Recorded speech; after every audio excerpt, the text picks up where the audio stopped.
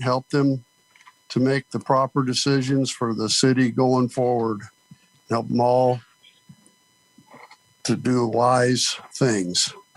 And pledge allegiance. Pledge allegiance to the flag of the United States of America, to the republic for which it stands, one nation, under God, indivisible, with liberty and justice for all. All right, Eric, do we have any citizen input on non-agenda items? I don't believe there's anybody here for non-agenda items that I'm aware of. Okay, so we'll,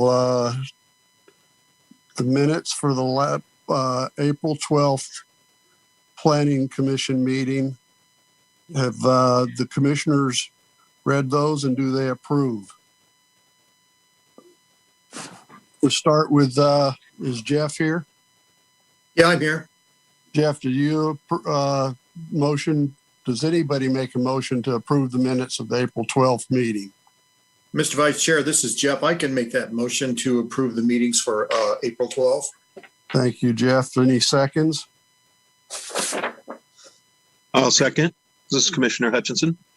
Okay, thank you, Michael. Okay, we'll have do we have, let's see, who approves the minutes for the April 12th meeting? Say aye, please. Aye. Aye. Aye. Are there any objections? No objections, so the minutes for the April 12th meeting, April 12th, 2021 are approved. Eric, do we have any new business? No new business. Okay, then go right into the public hearing. So, somewhat unusual, but I figured we'll do it this way. I had originally intended to have this item second.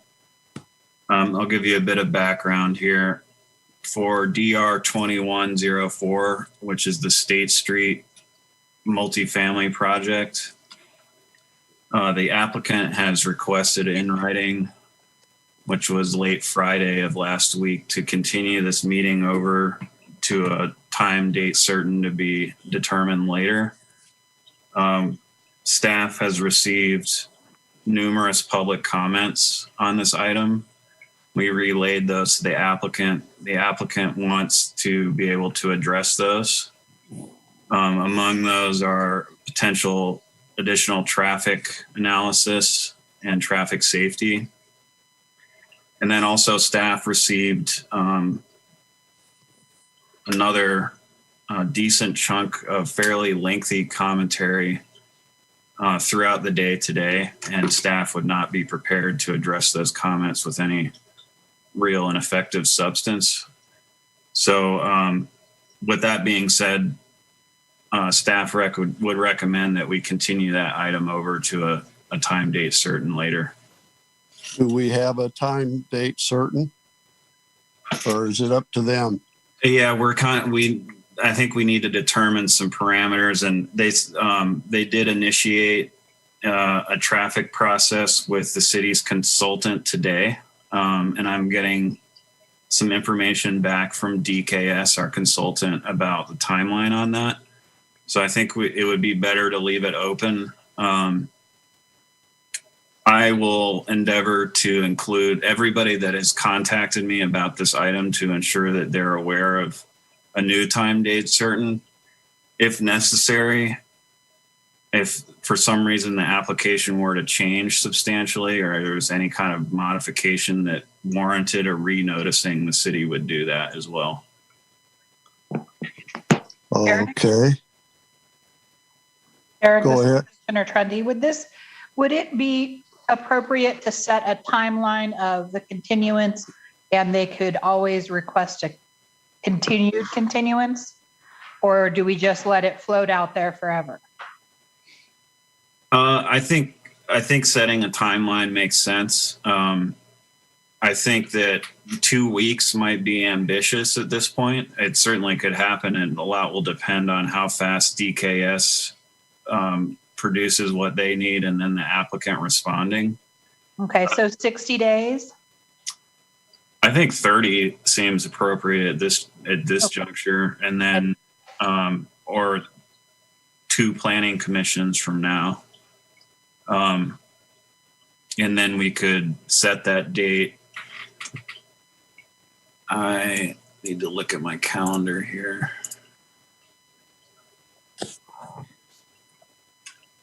That's why I was thinking 60 days, because we have Memorial Day coming up in there, which I don't think interferes with the meeting schedule.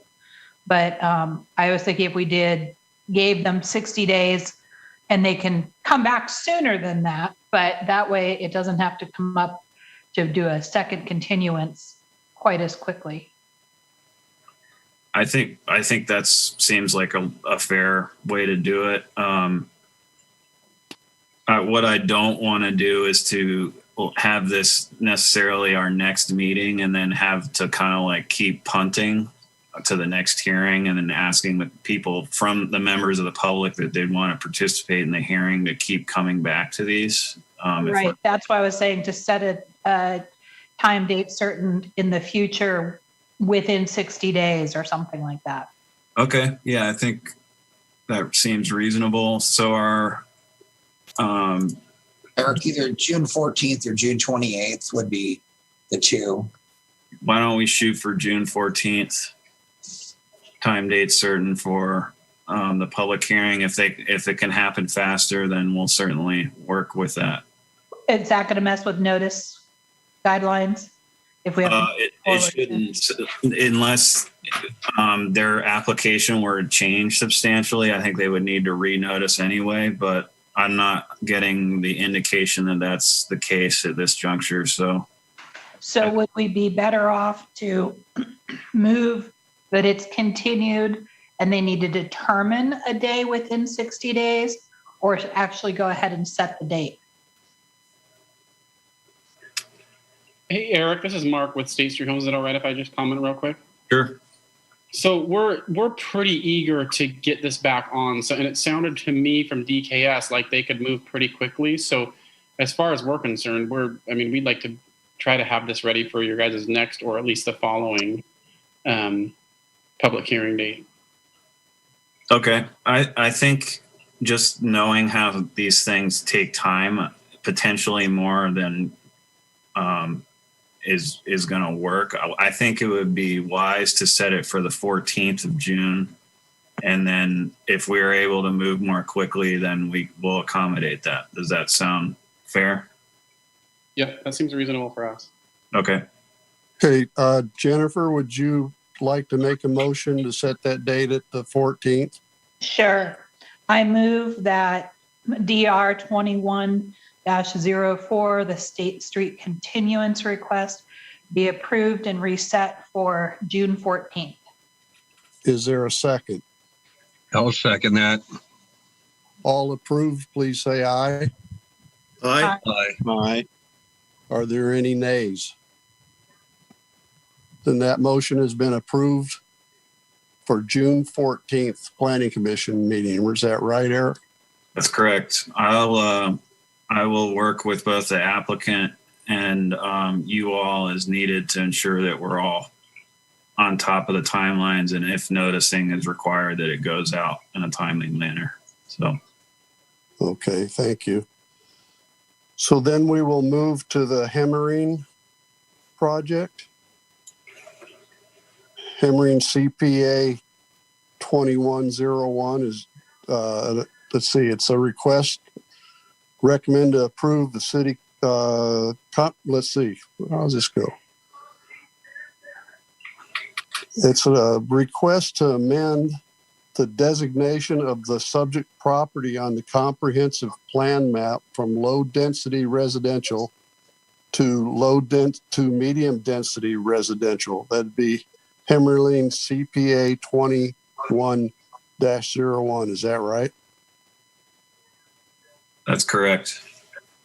Now, do I need to read? I guess I need to read the quasi judicial script, right? Yes, there's also the other, there's sub 2, 3, and 4, which are other requests as well. Right. Well, let's do this one, then I'll mention those other two, and we probably won't read the judicial hearing script after this first one because everybody's here, right? We have, we have 4 commissioners present. Okay, and how about people in the audience? It looks like we have the applicant team, and I don't see anybody else unless I'm not sure who they are, but I think it's just the applicant team, staff, commissioners, and it looks like there are some folks who were here for the previous item. All righty, well, I'll read this script then. The matter presently before the hearing body requires a public hearing. All interested persons in attendance shall be heard on the matter. If you wish to testify on this matter, please be prepared to step forward to the microphone at the appropriate time. State your name, mailing address, and interest in the matter. For those people other than the applicant that are interested in testifying as either proponents or opponents, please sign in on the sheet to speak up when we call for testimony. For longer presentations, proponents and opponents may buy time from one another. In so doing, those either in favor or opposed may allocate their time to a spokesperson who will represent the entire group. You may be limited by time for your presentation. Generally, the applicant will have a total of 15 minutes to speak. The proponents will be given 5 minutes each. The opponents will be given 5 minutes each, and those thought to be neutral on the matter will be given 5 minutes each. The applicant will then have 10 minutes for rebuttal. All questions must be directed through the chair. Any evidence to be considered must be submitted to the hearing body for public access and to become a part of the record. All written testimony received both for and against prior to the hearing shall be summarized by staff and presented briefly to the hearing body during the staff report. Testimony and evidence must be directed toward the applicable review criteria contained as indicated in the staff report, the comprehensive plan, or the applicable land use regulations which the person believes to apply to the decision. Failure to raise an issue accompanied by statements or evidence sufficient to afford the decision maker and the parties an opportunity to respond to the issue may preclude appeal to the Land Use Board of Appeals based on that issue. Failure of the applicant to raise constitutional or other issues relating to proposed conditions of approval with sufficient specificity to allow the local government to respond to the issue may preclude an action for damages in circuit court. Everyone present is encouraged to testify, even if it is only to concur with previous testimony. At this time, I would ask that any member of the hearing body who has a conflict of interest to please indicate the nature and extent of the conflict and whether you intend to participate in or abstain from the hearing matter. Ex parte contact. If any member of the hearing body has had any ex parte contact with anyone prior to this meeting, including a visit to the site, please declare the nature and extent of such contact at this time. This is Commissioner Hutchinson. Okay, Michael. This development goes on right down the street from my house, and I walk my dog by it frequently. Okay. Other than that, no further contact. Does any member of the audience have any questions for any commissioner regarding conflict of interest or ex parte contact? Okay. Public hearing format. The public hearing will be conducted as follows. We'll have the staff report, questions, if any, by the hearing body or staff. Then we'll open the public hearing for testimony. The applicant will have 15 minutes, proponents 5 minutes, and opponents not more than 5 minutes. Neutral, not more than 5 minutes, and a rebuttal by the applicant, not more than 10 minutes. We'll close public testimony after that and have questions by the hearing body. We'll have discussion, deliberation, no additional testimony unless specifically allowed by the chair. And a decision shall be made by the hearing body at the close of the hearing on the matter, or the matter will be continued to a date certain in the future. This will be the only notice of that date you will receive. Does anyone have any questions about the procedure? All right, then I guess we'll get started with the staff report.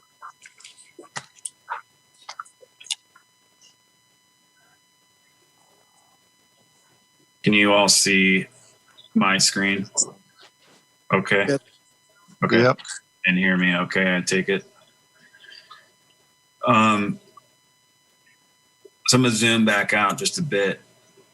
So we do have essentially what amounts to one project that is consisting of 4 different items. The first one is a comprehensive plan map amendment. And the second one is a concurrent zone change, both moving from low density residential to medium density residential. And then the next component is a 20-acre subdivision proposal. And that is concurrent and will require approval of the comprehensive plan amendment and zone change in order to be approved as proposed. And lastly, there is a, there's a variance request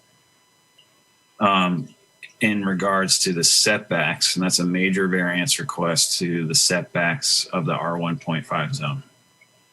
So bear with me. I tried to include what I thought was, salient and important information in addition to the staff report. I recognize the staff report was rather long. A lot of attachments there, but I'm going to try and summarize these points as best I can. And then obviously I will field your questions afterwards if something is not clear. So we'll start with the comprehensive plan amendment and zone change. Those are city files CPA ZC 21-01. It is a request to amend the city of Canby's comprehensive plan map from low density to medium density residential. We have the subject property here. It's indicated with the red star. That's the Hemmerling property. Fortunately, our comprehensive plan and zone maps nearly mirror each other, which isn't always the case in certain municipalities, but really here we're moving them both from low density to medium density residential. And on the left, you can see the subject property as currently zoned and designated on a comprehensive plan. You'll see that to the east of the property across Locust Road is other property zoned R1.5, and then also to the south. So there is some adjacency there. This is a process diagram. It kind of describes what I have already started off with in our presentation here. Essentially, we have 4 items moving across together. And then if you were here with the Redwood Landing 2 project, there's some similar components. Staff has recommended conditions that make sure that should one of these items fail, that we're not approving or attempting to approve a subdivision that can't be approved. So there's a process diagram there. So for the approval criteria on a comprehensive plan amendment and zone change, we're largely focused at reviewing the Canby comprehensive plan itself, which was most recently amended in October 2019. The statewide planning goals 1 through 19 as applicable.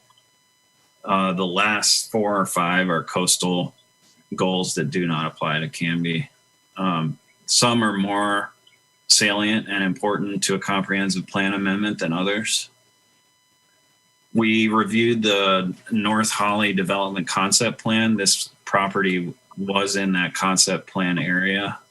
And there are some findings in the staff report about consistency with that plan. Traffic impact studies, anytime a comprehensive plan amendment zone change is proposed, there is a requirement to conduct a traffic analysis. The length and intensity of that analysis depends on what the scope tells us. We also review the medium density residential zone itself.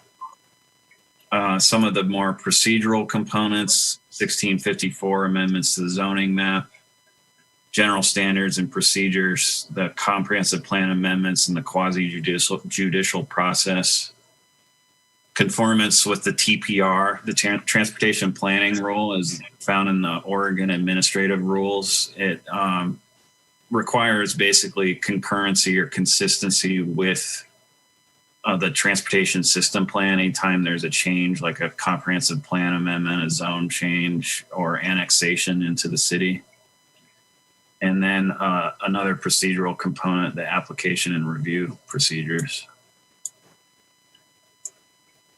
So again, we have subject property. It's located at 102 Northeast Territorial Road. It's identified on the Clackamas County and Assessor's Map as 31E 28C tax lot 401.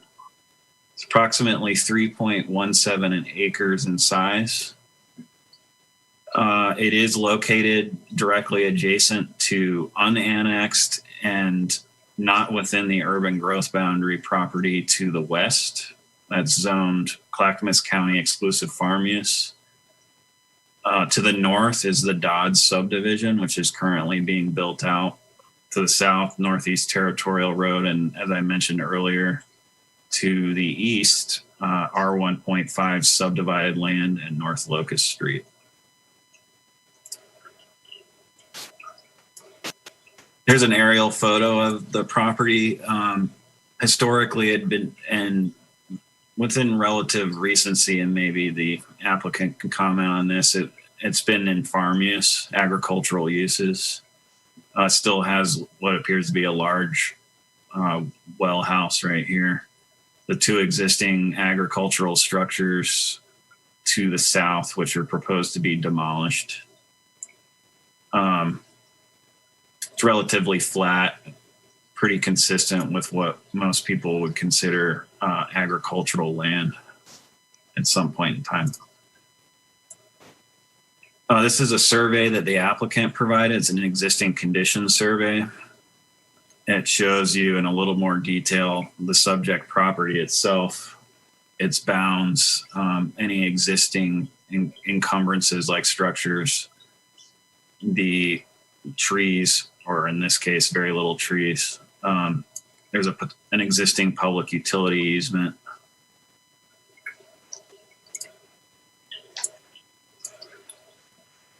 I'm going to skip that and go here. So I wanted to talk generally about how staff reviewed the comprehensive plan amendment and zone change.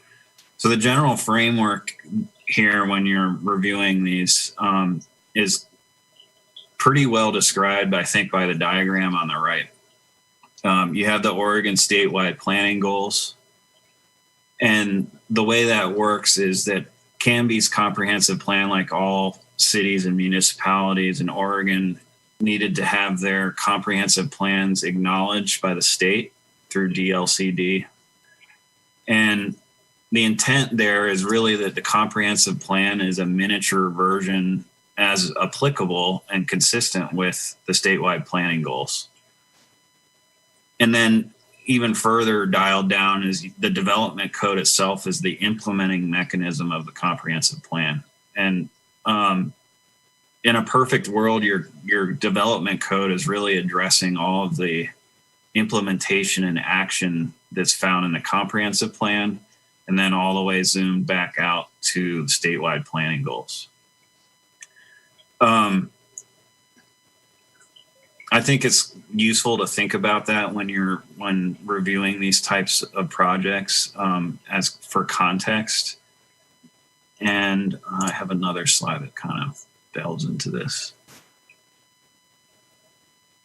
One thing that's also important about anytime you're reviewing the statewide planning goals, anytime you're dealing with goals 3, 4, and 5, which deal with resource lands and significant resources, you're looking at doing what's called an easy analysis. And that's not the case with this comprehensive plan amendment. We're not looking for super high detail environmental, social, economic, and energy analysis. That's required when there's a goal exception required. There's no exceptions required for this property. It's already developed and committed land inside the urban growth boundary and inside the city limits. So we're not looking to do an easy analysis or some more complicated review. We're really looking at the consistency with the comp plan itself. The housing element is important. The transportation element is important. Some of the economic factors are important, but we're not looking to compare it against forest lands, for example, that you would see in the statewide planning goals. Staff reviewed the applicant's materials and found that the proposed amendment is largely consistent with the comprehensive plan. There was nothing about this project that seemed drastically out of character or out of sync with what the comprehensive plan had intended for housing. To the extent that it made sense, we also reviewed the North Holly development concept plan, which this property was a part of. And staff does note that we at least did not or are not aware of a time where a property that was placed through a development concept plan process was subsequently rezoned or comprehensive plan amended. I couldn't find an example. I don't think that I think a wholesale change would probably warrant revisiting the development concept plan itself. But this property was intended to be and thought of to be in housing production. In the staff's findings, which I included in my report, they speak to the Hemmerling property eventually providing 15 units of housing. The simple comprehensive plan amendment and upzone from R1 to R1.5, which could net at the most maybe 21 units of individual units of land, is not really a drastic increase. What's also interesting in that North Holly development concept plan is that there was a housing production and inventory analysis done. And basically, the driving force behind that was a lack of housing supply. And I think that kind of dovetails in well with this proposal. It's adding additional housing. That was the intent of the comprehensive plan change initially, the North Hollywood development concept plan itself. What we're seeing is a marginal uptick in potential housing units. So that being said, I did mention that we, as part of this process, require traffic analysis. There was a traffic analysis letter that was created by Lancaster Mobley to address the transportation planning rule for the amendments and the traffic study requirements. That comes after the initial scoping process that we use with DKS, the city's traffic consultant. The overall findings found that the project did not degrade the performance of the existing transportation infrastructure any more than what was already allowed. If you look at the figure to your right, you see a fairly small, I guess, relatively small change or small increase from R1.5 and R1. R1 is at the top. R1.5 is the red dots. The traffic analysis letter didn't find that there was another more in-depth traffic study required as part of this project. One recommendation was to address the foliage near the approach onto Northeast Territorial, and that's related to site distances and safety for an approach.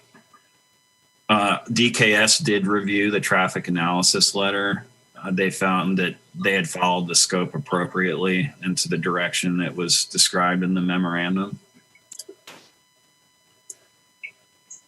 This is the summary from the Lancaster Mobley itself, basically describing the same things I had just mentioned. There was a slight increase in morning, evening peaks on average daily trips. And then the comments about obstructing on-site foliage.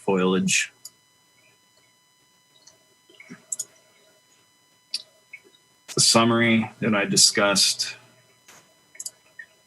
Let's see here. I want to go back to this comment.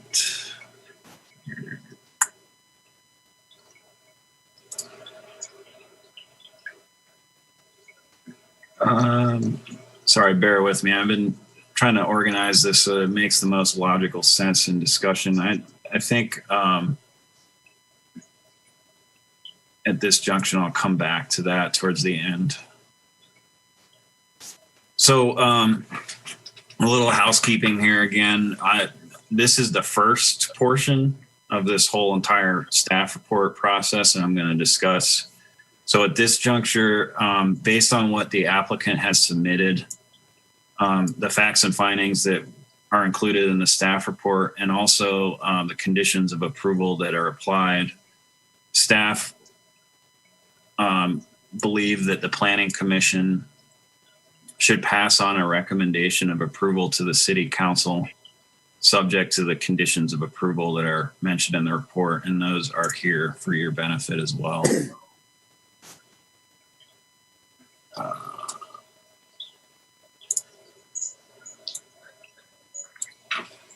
So these would be the attached conditions.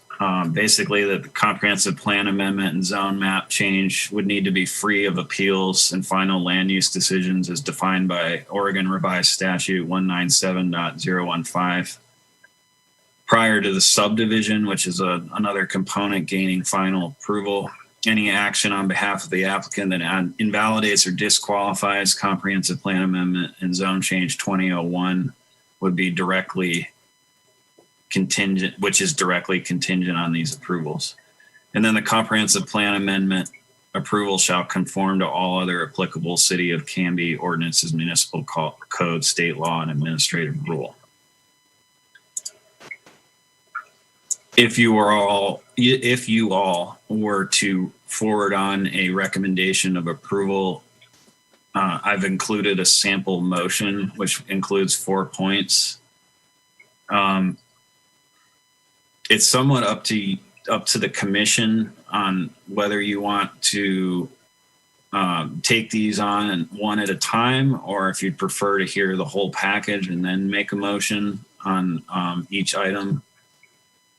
I'm not sure it matters a ton procedurally for me, but if the commission has an opinion on that, I would entertain any thoughts. Well, this is Commissioner Boatwright. My only concern with this is changing the comprehensive plan,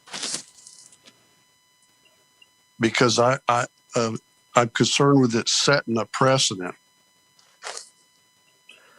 I mean, it's zoned R1, not 1.5. Now, granted, the properties east of that are 1.5 and southeast is 1.5 medium density. And those are pretty nice neighborhoods. That is my major concern with this. Any other commissioners have anything to say? Jeff? Yeah. This is Commissioner Hebe. I was curious about about the density also, like what's going to go on as far as the EFU land that is to the west of it. Is that going to continue to be EFU, or is there plans to make that R1, or like it? I doubt it's going to sit completely empty. Yeah, there's plans for it, I know, but like how is that going to affect the later plans? And are we going to have continually amend the master plan? Well, so the to answer your question, Commissioner Hebe, because that property is not in the urban growth boundary, not in the city limits, I think we're talking a bare minimum years before, if any time that in the near future that property would see any kind of urban city level development. We would have to expand the urban growth boundary to include that property, and then would need to be annexed. Even if that happened, we started that process today, I'd say it would be a year plus before it could even see a proposal for this type of development. So I'd say it's pretty unlikely that it's going to happen anytime soon. Yeah. All right. Yeah. Thank you. Any other commissioners have a question? This is Commissioner Hutchinson. Was it when this land was brought into the urban growth boundary, wasn't it just like blanketed as R1, just as general habit, and then with the idea that it would be changed as necessary since it was brought in kind of as a whole lot? No, the way that it was somewhat intentional in the North Holly development concept plan to zone this as R1. Not in this instance, I think it is a little bit different than the remainder of the properties that were brought in. It does have proximity to territorial, and it is adjacent to our 1.5 land. If this was what I would call a complete spot zone, I don't think we would be offering the same opinions as staff. But it isn't necessarily true that whenever we use development concept plans that they start as R1. It's just a starting place, if that helps to clarify. Thank you. Anybody else? Yeah, Commissioner Boatwright, this is Commissioner Mills. I guess I have the same concern about precedent here. It feels like we're developing a map for developers in the future to come and change the concept plan at will. And of course, there's several criteria they have to meet, and we're mapping them all out for them, which feels to me contrary to the purpose of the comprehensive plan. To that end, I guess I'd ask Eric. By the way, Eric, I want to thank you again. You mentioned the volume of this staff report. It's an excellent report. It's a lot to get through, but well assembled. Can you take a moment for all of the commissioners here and for the public that might be listening and explain what the difference is between a comprehensive plan and the zoning map, and what the hierarchy normally is? So the comprehensive plan is an overall document that's predicated on a time period. Sometimes they're 20 years, sometimes they're 40. It kind of depends. And it's a guiding principle type document, whereas the zoning code or the zoning map is really the implementation tool of the comprehensive plan. So generally what happens is you don't make, let's say we were looking at a gas station project. Most of the time, you're not really going to be making findings against the comprehensive plan because ideally your development code has sufficiently addressed what the comprehensive plan has intended. That's how they were generally set up and work and operate. In this instance, I don't think we should, at will change comprehensive plan map designations. Staff felt in this instance that it was a fairly marginal change. There are findings in the comprehensive plan itself that speak to this area being eventually more intensely developed, especially along Territorial. And I think you see some of that as you drive down Territorial. There are more dense uses. There's some apartment type developments, slightly more dense subdivisions. So staff generally agrees with where the applicant was coming from. I'll mention this again, is if this were a spot zoning instance, and when I say spot zoning, that's picking a property that's in a sea of R1 and choosing this one's going to be R2 or R1.5, I would call that a spot zone.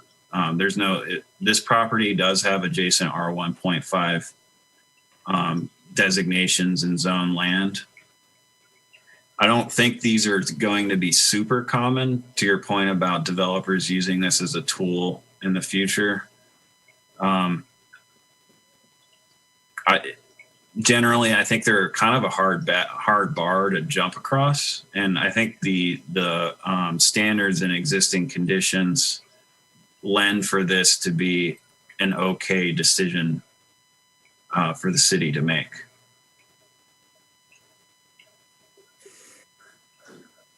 Thank you.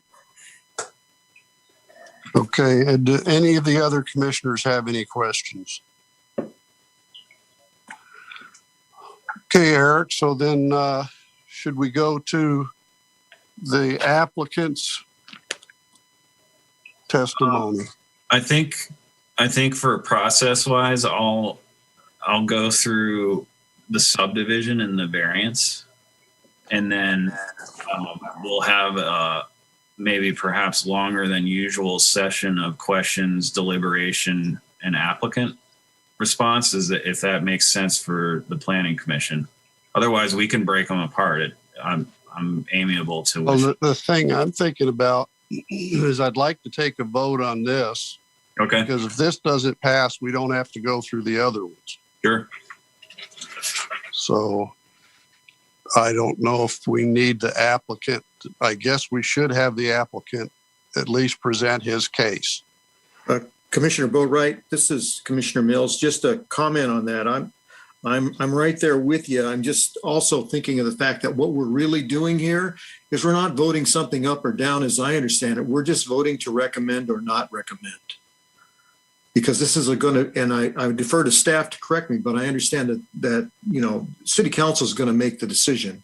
We're going to make a recommendation. Is that correct, Eric? That's correct. Okay. So in that sense, maybe we do need to hear it all, because we might have to, even though we can have an opinion or a recommendation on the comprehensive plan change and the zone change, if we're overruled by the City Council.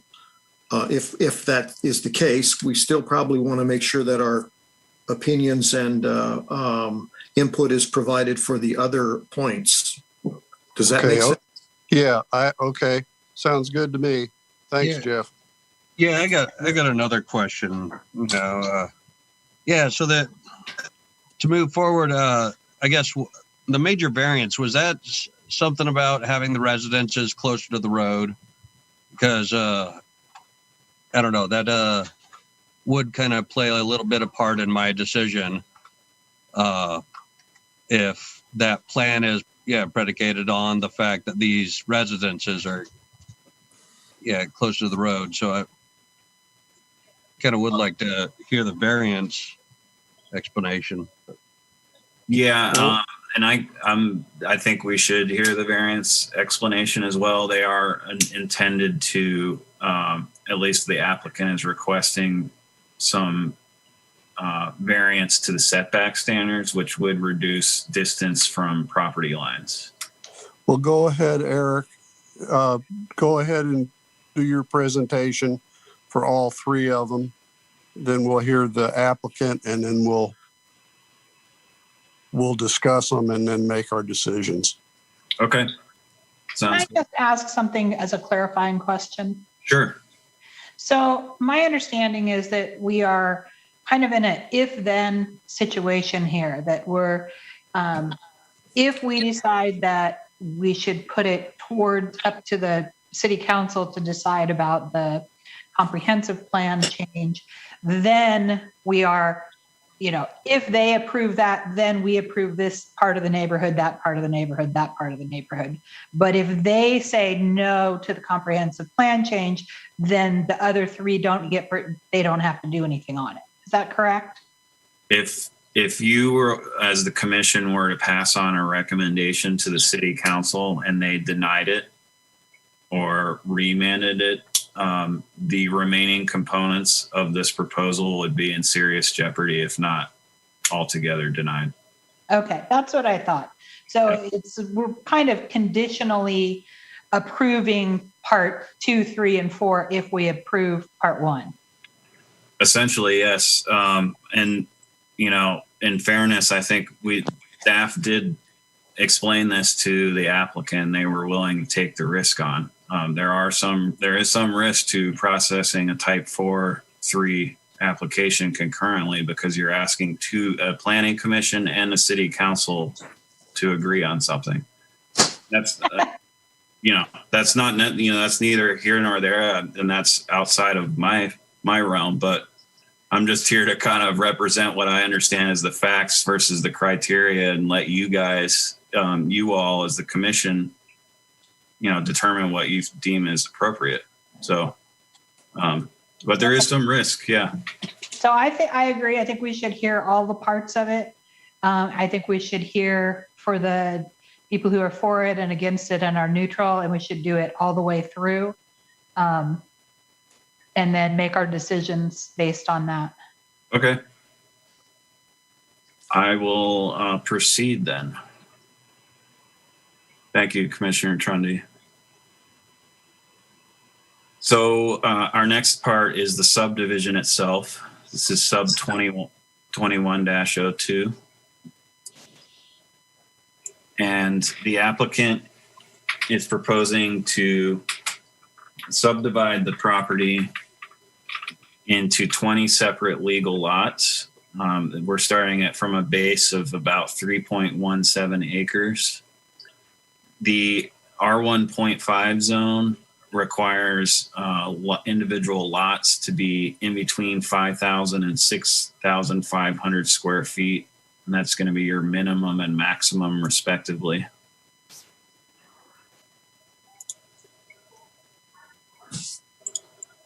Again, this is that same graphic kind of explaining the process, which we also just discussed a bit more. And these are the approval criteria, fairly standard. I think we see a decent amount of subdivisions here together. The primary difference here, I think, is that we're going from a baseline of R1.5 rather than R1. We do look at the subdivisions as the application itself, the design standards, street alignments, and then the procedural components. Also look at off-street parking and the general provisions. The applicant is requesting an exception to the area standards for lots 17 and 18, and that exception is kind of embodied within the subdivision design standards itself. The total area of the property, it's about 138,000 square feet minus the dedication requirements for the right-of-way, which brings you down to about 107,790.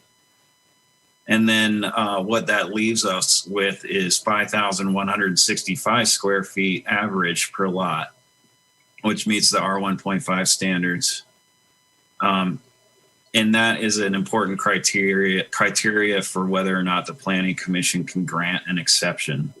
And staff does find that is within the lines of what can be granted.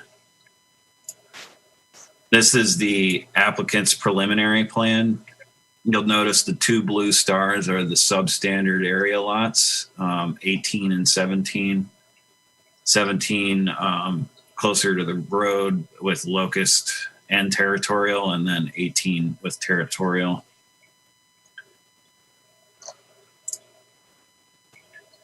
This is the subdivision preliminary site plan or preliminary plan. So previous was just the general plat area. This is how the applicant envisions the construction of right-of-way and public improvements. They also have a private alley serving lots 17, 18, 19, and 20. That's on the left. And then they have some general building areas for where they are proposing to place their housing product. There will be a decent amount of dedication and public improvement requirements, and those were spelled out in Hassan, our consulting city engineers memorandum and letter, which was attached. That's all relatively standard. There is an additional request, which I'll get into a bit later in this report.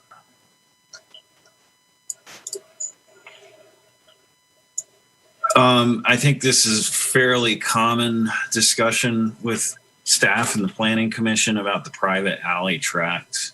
So they're showing 20 feet wide. Depending on what the Canby Fire District says or requires, that may not work. It's hard to say. It's a little unique because Canby Fire District is not within the city itself. It's a different entity. But we're required to uphold our end of the bargain on ensuring that fire life safety is included as part of our projects. The applicant did indicate that they were, at least in their submittal, indicated they were willing to sprinkler some of those structures, which seems like a pretty fair mitigation aspect. To sprinkler single family homes, fairly expensive, and it does provide pretty substantial fire suppression. Regardless, we're going to condition that, and that's included in the report. We're going to ask that the applicant is consistent with what Canby Fire District wants. That can be done in the pre-construction phase. We see that commonly. There's some negotiation on the fire code, but it's staff's position that we're going to toe the line and have that condition remain. And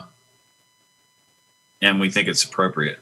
So the next item I wanted to mention is that with the alleyways, there's often discussion of parking. And some of that is also related to fire and whether or not parking would be allowed on the street at all.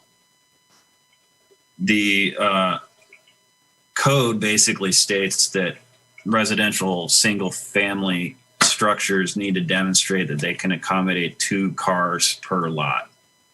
And we're going to want to see that as part of the applicant's pre-construction plans and then individual site plans. Sometimes it's very clear, sometimes it's not. But in the interest of ensuring that there's at least some adequate off-street parking, we would want to see that they can accommodate 2 vehicles per individual lot.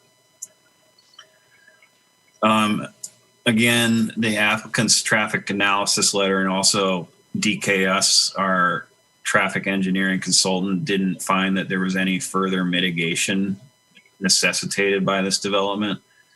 And that was the case if the property remained R1 or if it were to be rezoned to R1.5.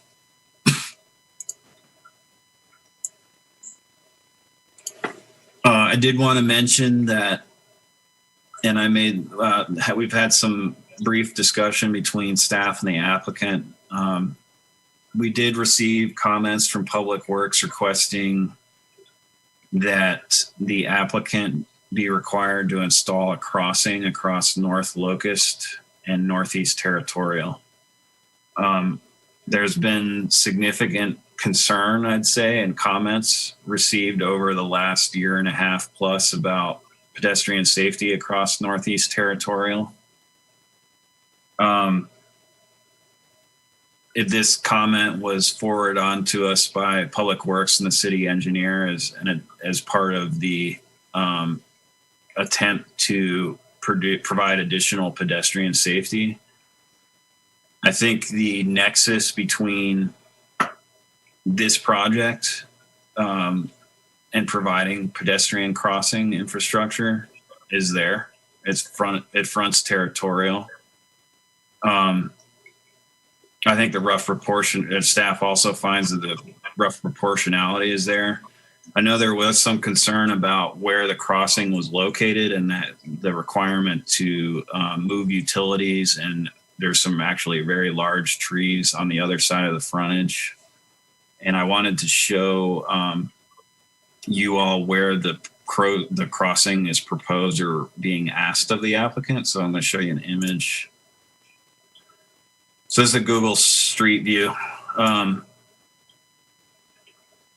right here. So the Locust, this is the corner of the subject property moving across. That's the crossing across Northeast Territorial. I'm not sure, it wasn't like 100% crystal clear maybe to the applicant. I think they maybe were concerned about having to place it in different location. I want to show you where that might have looked. Can you all see that? So let's see here. I think they were worried about that. Some utility poles, utility infrastructure, large Doug fir tree. And that I think makes sense. It's probably would be expensive. Remove the tree. We don't really want to remove the tree, the utility infrastructure. But here again is North Locust and Territorial. Crossing there seems pretty fair, fairly easy to do. And then across Territorial itself. So those are the comments we received from Public Works as a request for condition on this project. Again, I think staff believes that there's a good nexus there. It's roughly proportional to the development itself. The subdivision standards speak to safe routes to school. I think that furthers that interest in providing safer pedestrian infrastructure in the public realm. I think we are on solid ground requesting those crossings. Let me go back to the PowerPoint. Okay, can you see the PowerPoint again? Okay. So that's the explanation on that. The reason I'm kind of diving into this is because it wasn't included in the staff report. So this would be an additional condition applied to the subdivision if it were to be approved. I wanted to try and be clear and transparent about that condition. I know the applicant did submit some comments today, earlier this afternoon. They did not seem to believe this was a fair request. I don't know if they believe that we were asking them to go directly across Territorial where those utilities were, but I don't see a ton of utility relocation here. Looks like a pretty straightforward crossing. So that is something that staff will recommend that the Planning Commission include as an additional condition of approval should you make a motion to approve this subdivision.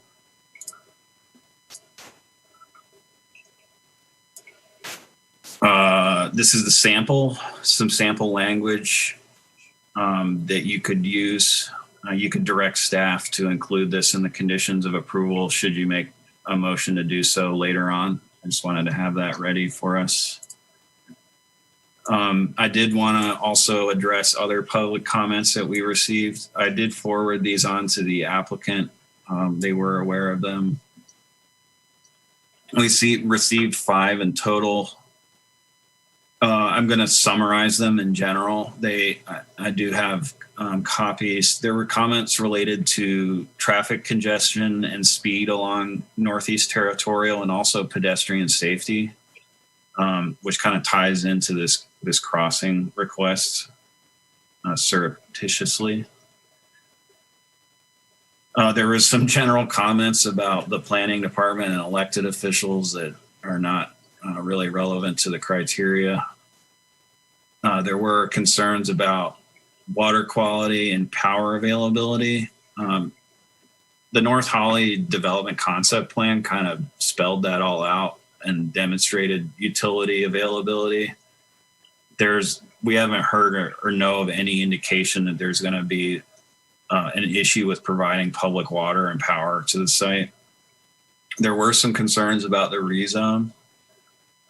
Neighbor was a bit confused about why the rezone was happening. And then there was a comment in favor of the comprehensive plan amendment and zone change that came from a nonprofit statewide group that's interested in fair and affordable housing. So those summarize the comments. So again, based on the applicant's submittal and the criteria included in reviewing subdivisions, staff believe that it's appropriate to recommend that the Planning Commission approve sub 21-02 subdivision for Hemmerling. And that would be subject to the identified conditions in the staff report, but also to that condition that I had mentioned regarding the crossing. So that's the subdivision. I'm going to move on to the variance now. Bear with me. This is a bit of a marathon session, but we'll get it. So this is variance 21-02. This is a request for a major variance to the setback standards of the R1.5 zone.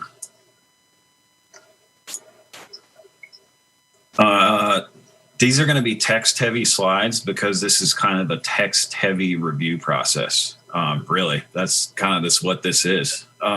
So bear with me. I'll read these for the benefit of people watching this that can't maybe see it, or anyone that can't see these well. So this is verbatim language from the applicant. So the contract purchaser is requesting variance approvals in order to provide more flexibility in the building area and dimensions. And that's the building envelope. And those are those boxes that you saw on the preliminary site plan. And specifically, the contract purchaser / applicant is requesting a variance to reduce the interior setbacks from 7 feet wide to 5 feet wide for the interior setbacks of 17, 18, 19, and 20. And then the contract purchaser is also requesting a reduction in the rear setback of lot 18 from 20 feet for 2-story structures to 15 feet for 2-story structures. Those all constitute a major variance, and that's based on percentages and numbers. The approval criteria are found in 16.53. And I'm going to go through each of these just so that we're all working from the same playbook. So the first one is essentially the authority granting language. 1653A is authorization. Basically, it gives you all as the Planning Commission to grant a variance. And it speaks about specific properties, unnecessary hardships, but really that the key point there is that's your granting authority. So the next one is where we start to actually discuss criteria. The first statement is that exceptional or extraordinary circumstances apply to the property which do not apply generally to other properties in the city and within the same zone. These exceptional or extraordinary circumstances result from tract size or shape, topography, or other circumstances over which the owners of the property have no control. Actions of previous owners do not constitute or other exceptional or extraordinary circumstances. So the applicant states that because the lots abut Northeast Territorial Road and create irregular shaped building envelopes, that it limits the size and type of building products that can be placed on the individual lots. So staff would agree that yes, it does abut Northeast Territorial. It does create somewhat stranger shaped lots. But I think the key here is that the code states that the variance must consider extraordinary circumstances. And Merriam-Webster defines extraordinary as going beyond what is usual, regular or customary, exceptional to a very marked extent. There's a lot of property in the city that fronts Northeast Territorial that abuts public roads. Some of them are diagonal. Staff didn't think didn't find really that this was an extraordinary circumstance. I'm not sure that what the applicant supplied to us constitutes enough information to determine that this was an extraordinary circumstance. That's based on what the applicant submitted. So I'm going to move on to the next criteria. The variance is necessary to assure that the applicant maintains substantially the same property rights as are possessed by the owners of other property in the city and within the same zone. So the applicant states here that the request would result in similar lot width and depth and density as other lots located throughout the city. The subject property contains 3.18 acres of land. If the acreage was divided by the minimum lot size in the R1 district, approximately 20 lots would be yielded. However, due to connectivity requirements and the large amount of right-of-way being exacted by the city, only 2.47 acres is available for development. The result in over 22% of property is required to be public roadway. On average, 20% of land in a subdivision is used for streets and or utilities. So they're stating that in order to yield the same density of lots, the contract purchaser has requested a change in zoning from R1 to R1.5 to yield the same amount of lots. And then again, requesting the variance to construct a traditional house on lot 17. Okay. So again, when staff reviewed this, staff didn't find that the applicant has substantially lost their property rights. They're still able to construct dwellings. They didn't provide us anything that showed that they absolutely needed this particular building envelope in order to achieve what they were requesting. The dedication of right-of-way is not unusual. It's something that we see frequently. I've heard different measurements on what you can expect in dedication for right-of-way. I've heard 25% is a fairly normal average from other staff. I'm not going to focus necessarily on the percentage of dedication of right-of-way, but there's no way around this. In order to develop most property that's vacant in the city that abuts a public road, we're going to require dedication and public improvements. Again, I don't think the applicant provided here, or staff finds that the applicant didn't provide enough to show that they substantially lost their property right as a result of this.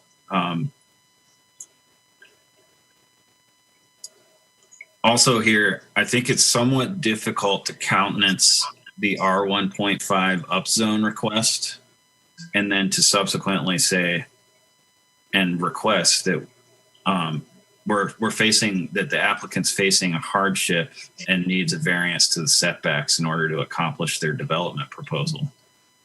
So staff sees there's an R1.5 upzone request, but also we need the setbacks reduced, and I don't think those square very well. So that was another component to this. I'm going to move on to the next criteria. So the next one, sub B3, is that it's detrimental to the intent or purposes of the city's comprehensive plan or the land development and planning ordinance.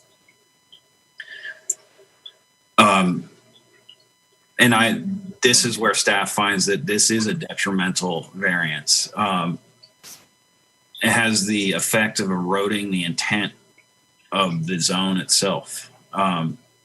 It's kind of it feels somewhat similar to approaching like a R1.75 scenario. And that I'm saying that somewhat facetiously, but we've asked the applicants requesting R1.5. They also want a variance to the setback standards. Well, that kind, in staff's opinion, has an effect of eroding the intent of the comp plan and the zoning ordinance. I'm going to move on again. So the next criteria is detrimental to other property. No. And in this instance, staff didn't find that this was necessarily going to produce quantifiable direct negative impacts to other properties. Although generally what happens here is we have less room for fencing. There's less yard space. The structures themselves are massed more closely together. And like I mentioned previously, we kind of venture into this R1.75 territory. And again, that's facetious, that it doesn't actually exist, but it's kind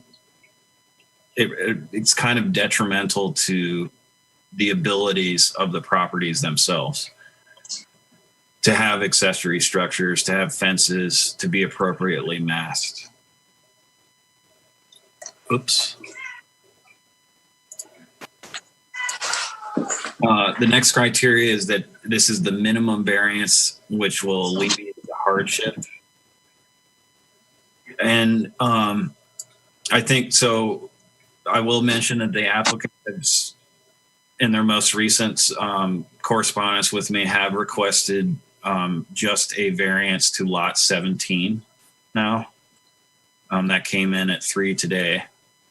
But and we'll address those as well. But staff found that the applicant didn't really give us a lot of information on why a minor variance wouldn't work, why a different building type won't work, why a different subdivision layout won't work.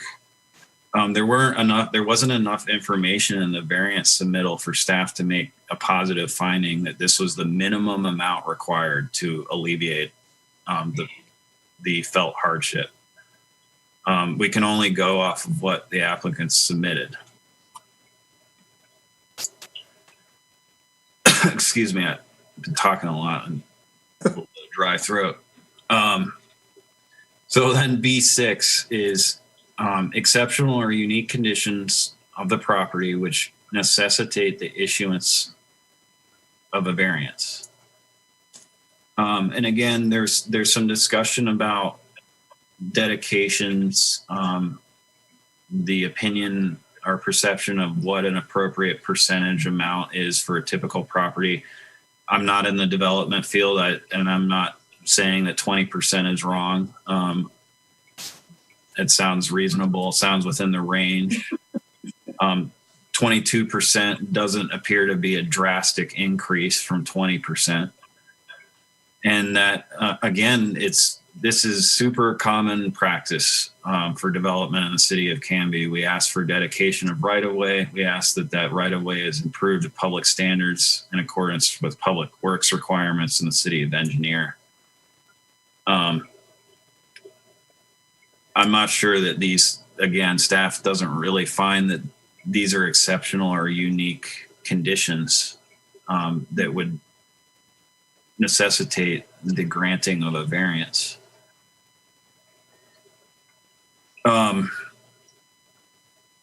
All of this is to say that I think in summary, I'll sum up a little bit here, is that part of the intent of the setbacks is to ensure that we have appropriate massing for development. Part of that is related to impervious surfacing. There are real impacts for reducing setbacks. They impact aesthetics. They impact the distance to neighbors. They definitely affect the ability to put accessory structures on the property. They affect the fencing, which we see also.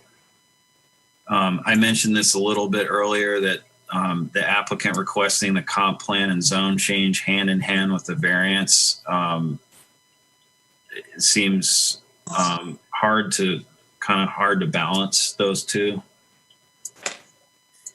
And then I do want to be fair. Staff certainly acknowledges that the requirement for frontage and dedication is substantial. This property is essentially a large corner lot prior to being subdivided, and it may require us a little bit more dedication than some other properties. But again, I'm not sure staff believe that's a unique or extraordinary circumstance. I think I've mentioned these other items already. I did want to go back real quick to comments.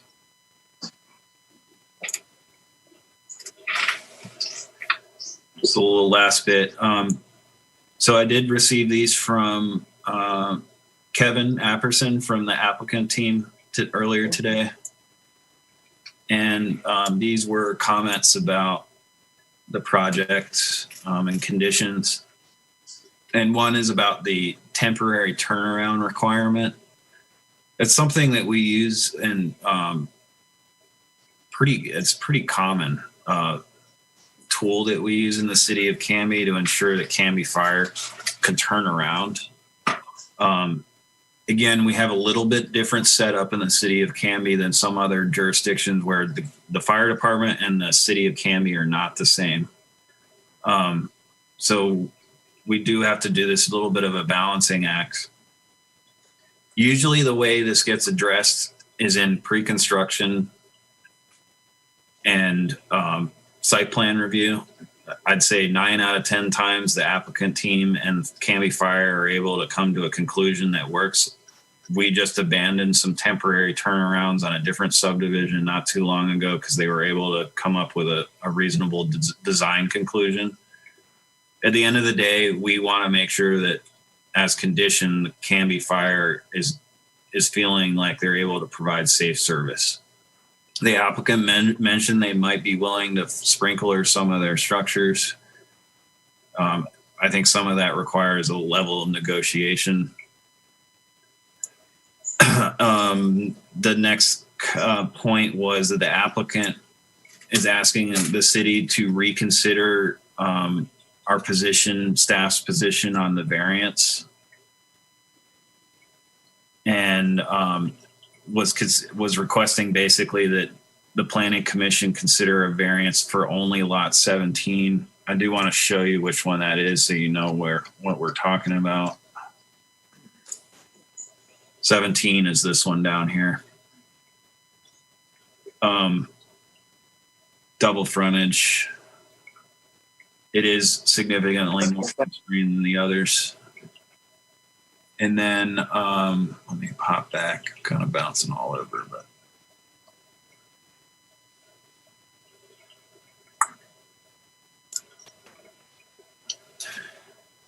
but so at this point, nothing has changed. Staff's opinion and findings are the same. We still have the same information. The same assumptions are being made. The criteria is the same. Staff's opinion is that the planning commission deny the variance. If planning commission wants to explore or look into granting lot 17 a variance to the setback standards, that's certainly within your power to do so. But at this point, staff is not recommending that you grant a variant, the planning commission grant a variance to lot 17. That doesn't end the ability for the applicant to seek relief later on. They could come back later and find that they really do need the variance for lot 17, provide additional findings, and do it that way. And then the last comment that we received from the applicant team was that the ADA crosswalk condition wasn't consistent with a prior Lennar condition. I assume that was related to Dodd's subdivision. I'm not certain. It may have been Beck Pond. And then they cited some concern with the confliction of existing utilities and trees. I think we looked at that, and I'll let the applicant speak to that. I think we were talking about different crossing locations, but I think staff find that there's significant nexus, and it's a roughly proportional request. I don't see this as beyond reasonable for safety and pedestrian interconnectivity. So I wanted to address the applicant's comments that I received. That I'm almost done here. So to summarize, again, staff recommend that Planning Commission deny the variance based on what was submitted and its comparison to the review criteria. It doesn't limit the ability of the comprehensive plan amendment, zone change, and subdivision from gaining approval.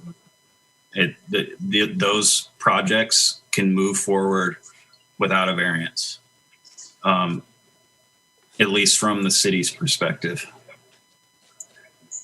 And then I had mentioned this a bit earlier, is that the applicant's not precluded from seeking relief later on or through a more targeted process. And that should the Planning Commission decide that the variance should be approved, you could indicate that and provide motion to staff to address that appropriately. That's it for those three projects. Excuse me. I'm going to open up the questions component for the hearing body. I will do my best to answer any of the questions you have about the overall project or specific items that are kind of enveloped inside the project, the subdivision itself, the comprehensive plan amendment itself. All right. Yeah. This is Commissioner Hebe. It just seems like if we did approve the CPA, well, all of them except the variance, couldn't they just feasibly just cut out one of those lots and make it work without any variances? Like if we were to grant them R 1.5, couldn't, like, aren't we already compromising, giving them 19 lots versus 15? It just seems a bit much to ask for to rezone it and then also to ask for these variances when they could just scale back a little bit. I think you bring up a good point, actually. I mean, that is kind of where I was driving. That the applicant didn't supply us enough us as staff to basically make a good call on that. So that's partly the reason for a denial. We didn't really see strong enough evidence to suggest that, maybe they couldn't reduce a lot or alter their overall plan set. And that's part and parcel for, excuse the pun, for recommending denial on the variance. And this is Commissioner Boatwright. Can we go ahead and get the applicant's testimony, and then we'll open it up for questions to him, and then we will have because I think there are going to be a lot of questions. I have a few myself. Let's get that applicant's testimony out of the way, if that's okay with you guys.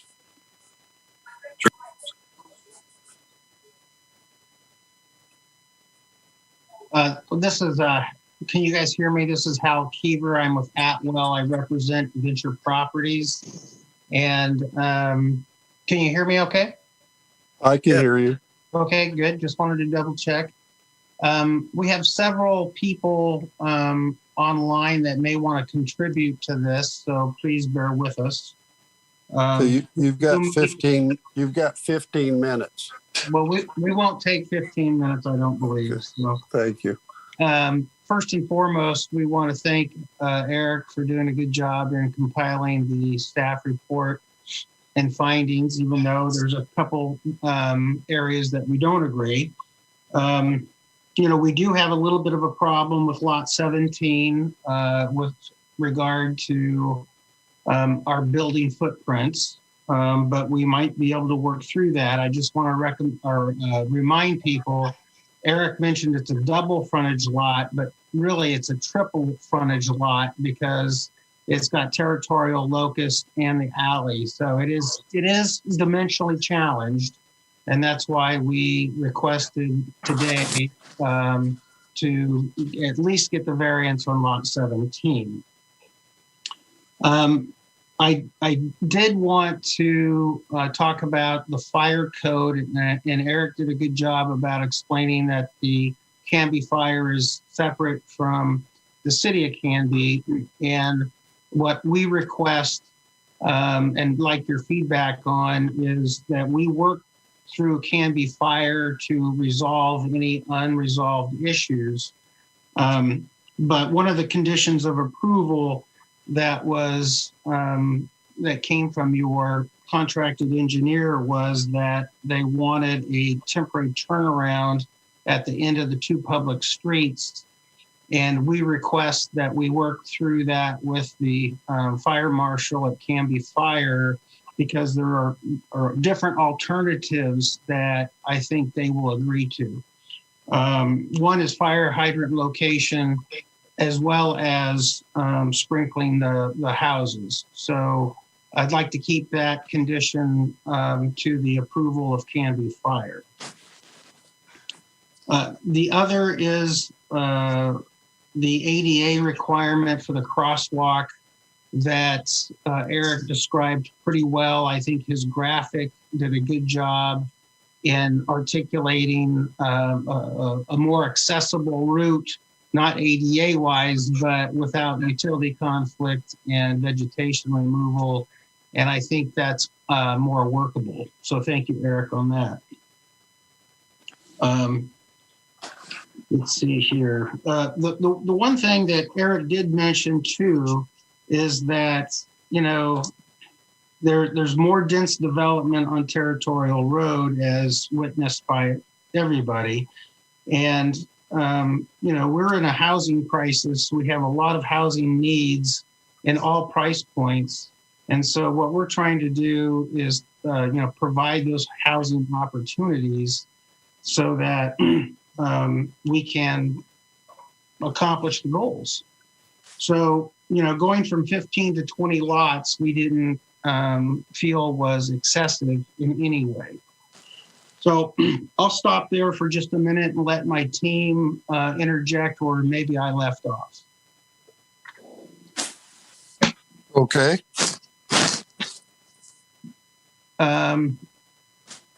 Kelly or Al, do you have anything to add? Can you hear me? Yes. Okay. Hi, Kelly Ritz, Venture Properties, Stonebridge Homes. Thank you very much for having us this evening to present and discuss the project that we hope to build in Canby. Hal, do you have any ability to show anything on the screen? I mean, I love good text, but I'm a picture girl. Yeah. I like a diagram. Kevin's ready to show his screen. What would you like to show? Since the variance seems like a hot topic, I thought, why don't we bring that up quick, and maybe have a quick conversation about that. Okay. Kevin, can you bring up the exhibit for lot 17, please? That's, Yeah, I'm trying to get there.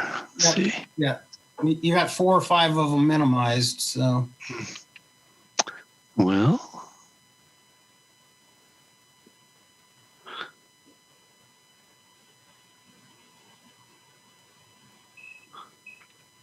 oops. Get There us we go. past There it. you go. There you go. And I can't really see it. I don't know if it's my bad eyes. Can you zoom in a little bit? Yeah, there you go. Okay, and you can slide it down and zoom in. I think one of the examples or one of the words used in the code was, and I may be misquoting, it had to do, I think, with the constrained property.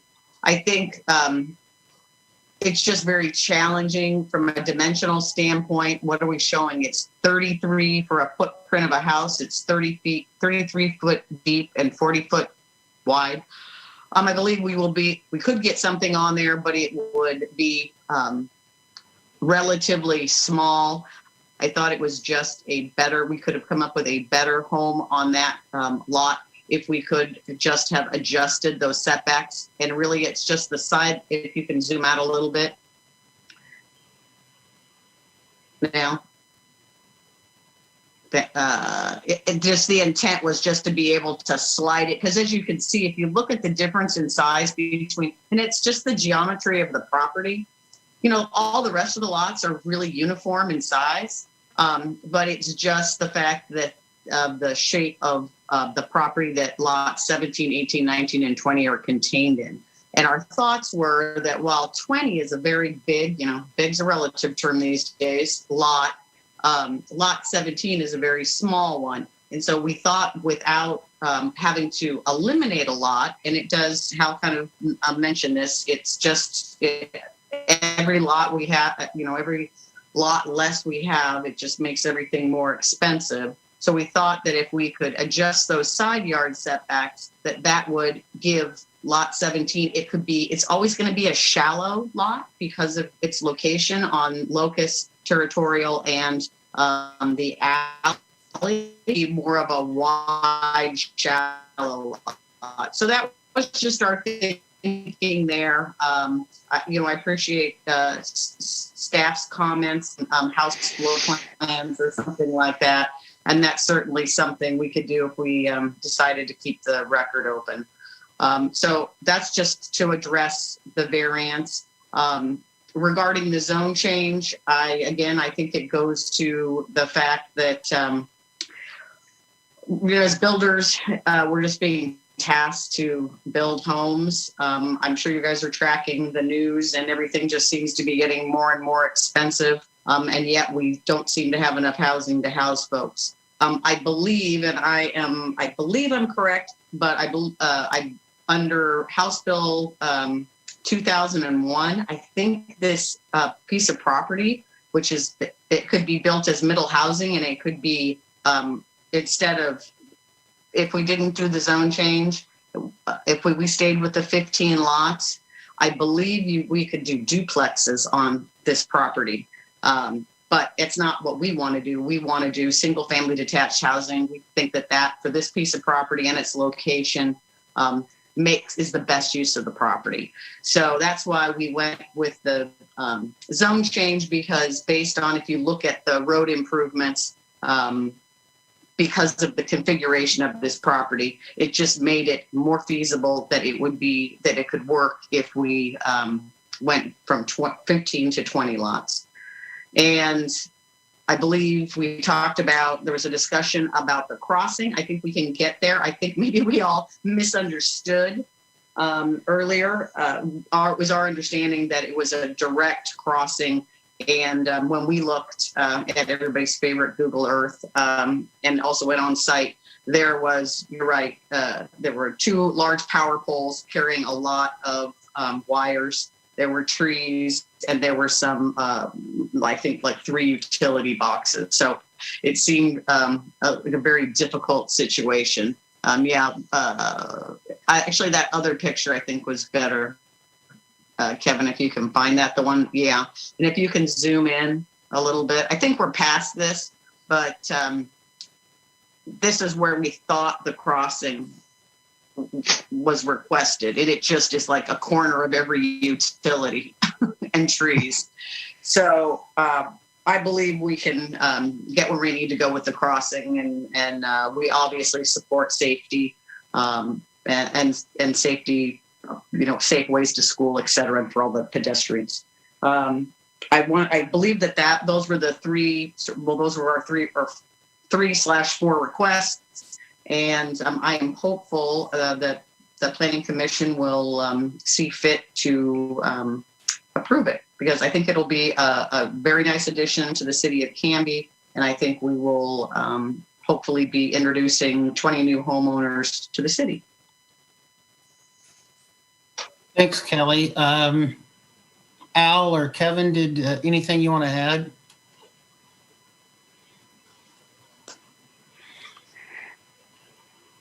So, Nothing on my part. Okay. So, Hey, Hal. yes. Sorry, I was having some difficulty getting my mute off there. Okay. But there were a couple of concerns. Oh, no, we've lost him. Concerns the internet connectivity.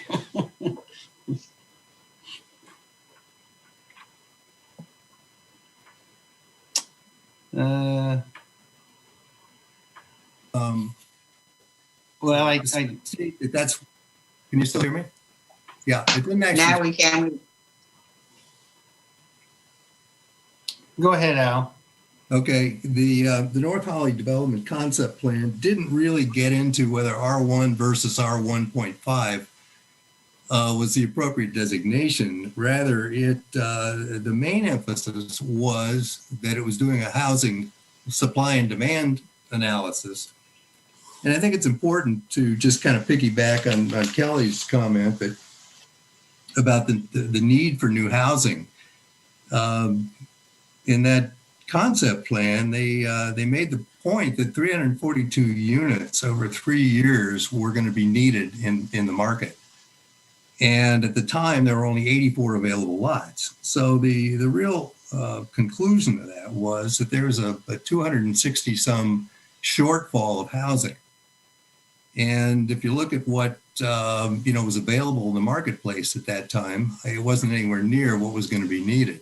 So going to R1.5 on a certain portion of this site is actually going to really take that shortage and help eliminate that much faster than it would if it were stayed in the R1 zoning, because we can get about 40% more lots typically on an R1.5 site than we can in R1. And in this case, it's an additional 5 lots. It's not going to make a tremendous difference, but every bit helps. And I think most builders are going to be looking for that R1.5 zoning because the demand is out there, the need is out there. So thanks, Al.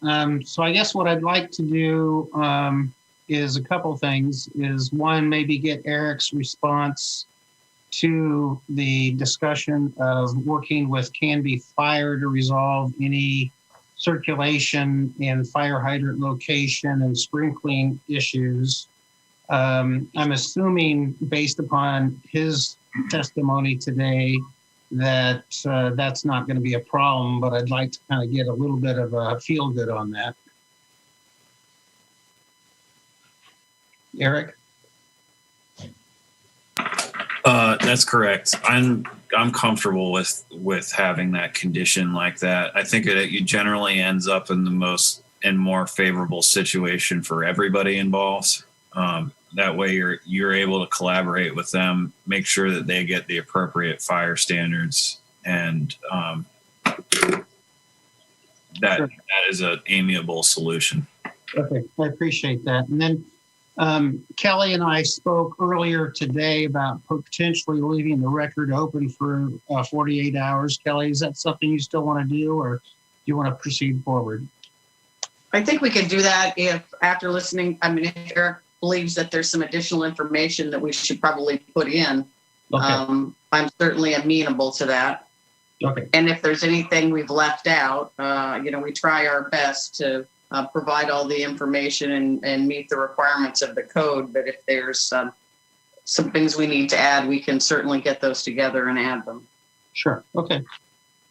Eric, we'll turn it back over to you. I'll turn it to Vice Chair Boatright. Okay. Do any of the commissioners, Jeff, do you have any questions for the applicant? No, I think my questions are probably more directed at staff. Okay. How about you, Commissioner Padden?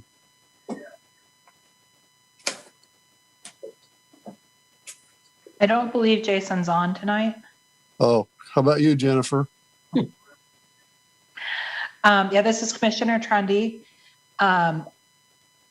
I just have a concern that now it came up with Eric, and he mentioned it again, that we still didn't get any alternatives to the minimum requirements for the variance. And if that's something that you want us to table this and come back at a future meeting, I could see doing that, but I still don't see the questions. I don't know if Eric can put those back up there again or not. I don't see that was answered. Why can't you do 19 lots, or is there a different way to configure things? So I have a concern there. I also just have to, maybe I misunderstood this or misconstrued this, but I feel like we were just threatened with duplexes. And I didn't feel that was an appropriate comment. Yes, that is, there is a law there that we have to approve if they're in that zone. But to come in and ask for a change in the comprehensive plan, and also come in and change with the lot size variance, and then kind of drop a lightly veiled threat about, we're going to build duplexes there if we want to, that bothered me. And I don't know if it just rubbed me the wrong way or if I heard it incorrectly, but I do want to know what the intention was there. Yeah. So Commissioner Trundy, if I can respond, I would very much appreciate that. No, I am sorry. That is not how that was meant to come across. What was meant to come across is that even we as builders and developers are under a tremendous amount of pressure from both the state and local jurisdictions to provide housing. And believe me, I have built homes and developed land for 25 years. And I'm probably one of those who are kicking and screaming, having to do smaller lot sizes. And so that absolutely was not my intent. I'm just saying we're being pushed and pulled in a lot of different directions as well. And so I want the ability to build a nice community, but it's still also with all the costs associated with the homes and with the site development, it's very difficult to make it pencil if we don't have a reasonable number of lots to do the project. So again, I apologize. That was not my intent at all. It was more to illustrate that we're being pushed to increase density all the time. And that's my other question then is, and I don't look at duplex as a threat. It just seemed an odd way to phrase it. Perhaps it would be better if that community was the 3 rows of houses that fit appropriately on the lots are single family homes, and there's a different solution for that last strip that is oddly shaped. Maybe it would be something where it was, a row of townhomes or duplexes or triplex or something that might pencil differently. And I'm wondering if that's part of the reason why this is the minimal, where you feel that this is the minimal reason for a variance is because of penciling, and that's not something that you want to throw out there is, hey, yeah, this is what we need to do, and we need to do it this way because otherwise we're not going to hit our profit level that we want to. So I think that having some different options would be appropriate. I agree with the staff that they weren't given enough information. And at this point, I feel that there is more information needed as to why that small corner lot has to happen.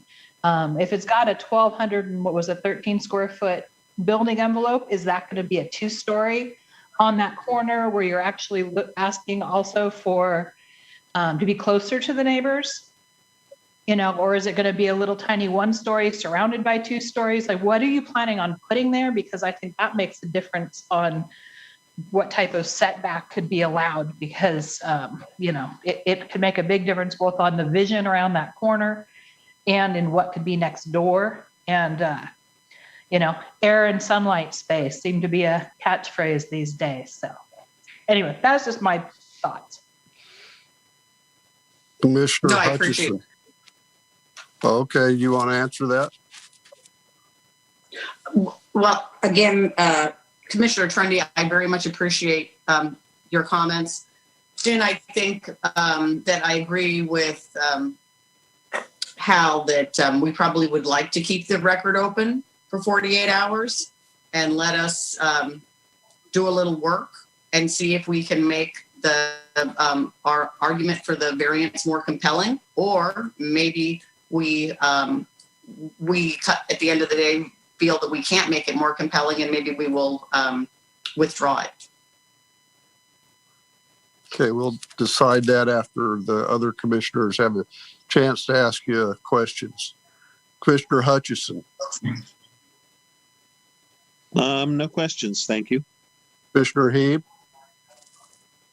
Yeah, I'm still back at the whole thing. You're asking for us to change it from R1 to R1.5 so you can do more than 15, but 19 is not enough, and it just doesn't sit right with me. So I don't know. I'll continue to. I don't know if that was a question or a comment, but just trying to, like the same thing with the fire issues. There was something about a turnaround area at the end of those dead end streets. Like I don't see that the R1 or R1.5 will have any, I don't know, anything to affect that the fire code in that respect. But yeah, I guess No, the zone change and comprehensive plan map amendment don't have anything to do with the direction we're going, working with the fire marshal at Canby Fire District. He's been extremely busy, and there's just a couple outstanding issues. We've actually made great progress with him over the last 2 to 3 weeks. So that's why I requested, since it's a separate agency, that we work directly with the fire district and resolve any issues. Okay, thank you. I guess that's good for your report. Now, do we have any proponents in the audience? Eric, do we have any proponents or opponents who want to speak? I know that Jeff is here, Jeff Peterson. I'm not sure if he is a proponent, but I did provide him the meeting information. But Well, does he want to chime in? If he does, he's got 5 minutes. yeah, he didn't say that he did, but I figured I'd just offer the opportunity if he did.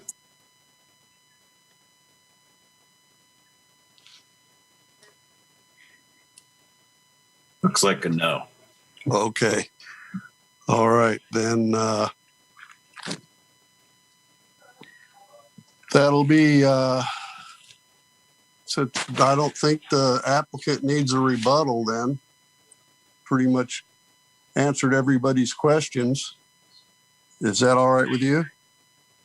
It is, correct. All right, then we will close the public testimony, and if we have any questions from the commissioners?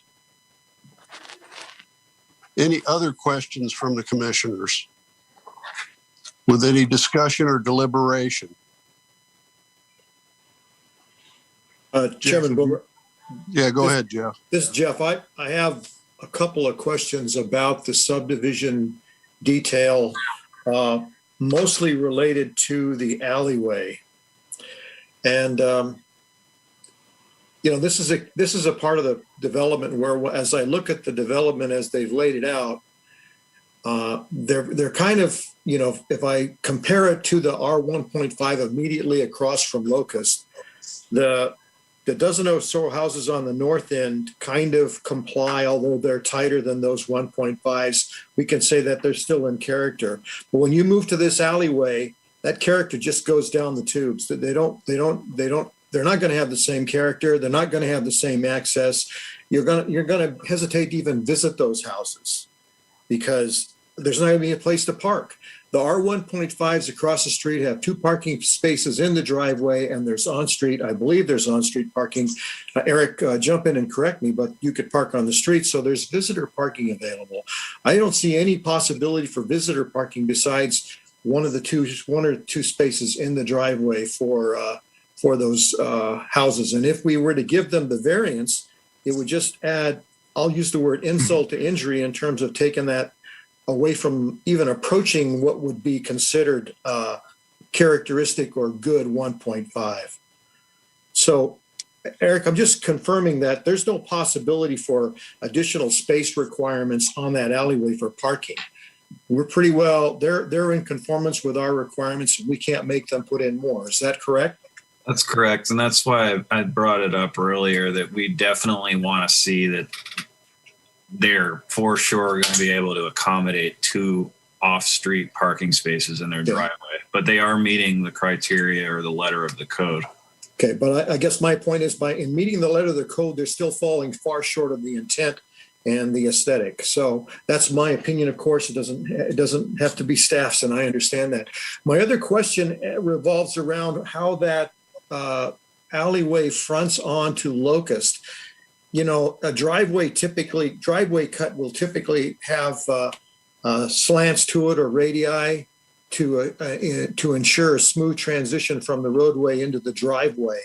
The way this is being shown on all the plats, I don't see that there's any allowance for a radius. Am I missing something? Is that a question for staff, Commissioner Mills? Yes, it is. I'm sorry. It's for you, Eric. No problem. Are you talking about the approaches from the alleyway to the driveway? I'm talking about the alleyway approach where it fronts onto Locust. It looks, when I'm looking at the plat and the detailed plat, I'm not seeing any sign of, how's a car going to turn in there? I'll use the word smoothly. Okay, yeah.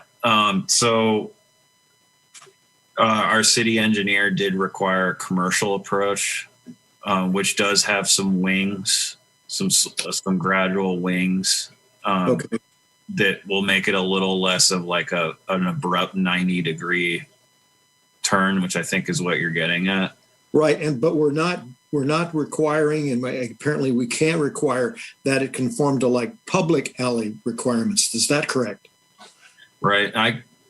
We can, and so a lot of times with these alleys, which I know we've had a few of these on different projects, is that there's a kind of a balance between fire, the city engineer, and planning.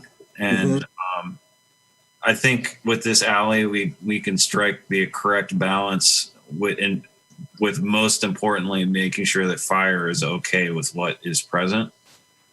Sounds like that's being worked out. Yeah. The commercial approach on the Locust should help with the kind of not having this abrupt 90-degree hairpin turn into the alleyway. A little more smooth, but. So I guess my closing comment, Chairman Boatwright, is that I feel this is a failure to meet the aesthetic of 1.5 on that alleyway. I think they've missed it by a mile. Thanks, Commissioner Mills. Commissioner Trundy. I think I've made my point. Thank you. Commissioner Hutchison. Yeah, I have to say I'm not a not a fan about how those last four properties are coming up against territorial there and the way that they interface with the alley. And I don't really see how, I don't know. There's a lot of imagining going on here, and it's easier to imagine what's going on and what's called out on Northeast 17th than it is on Alley A. I'm trying to think of cars getting past each other or pulling out of their driveway. I think that's going to be interesting. Thank you. Commissioner Hebe. Yeah, I'm not a fan of the rezoning because of the setback, because of the car situation, because of the parking, because of the multiple things. So yeah. Okay. Thank you. Do I hear a motion one way or the other from any of the commissioners on the request for comprehensive plan map amendment? Might I interject that we wanted to leave the record open for 48 hours? Eric, so then what do? We would have to set a date to carry this forward. Yeah, we would need to have another date certain. At this juncture, I think my suggestion would be staff's suggestion would be to make a call on the comprehensive plan amendment zone change and the subdivision itself. Definitely the comprehensive plan amendment zone change, because that needs to be passed on to city council, and I think it makes sense to make a call on that. Okay. I don't know if Don's still here, if he has an opinion, I want to kind of bounce that off him a little bit, but I think we can hold the record open if you believe that there's going to be new evidence that's going to be useful to make your determination on the variance. But I want to ask Don what his thoughts are on that. And Eric, I'm going to echo what you're saying. I think, the debate about continuing this or not, I think that since this is a recommendation to the city council, I would agree with what you're saying. Okay, well then, do I hear a motion on hammering CPA 21-01, amendment to the comprehensive plan map?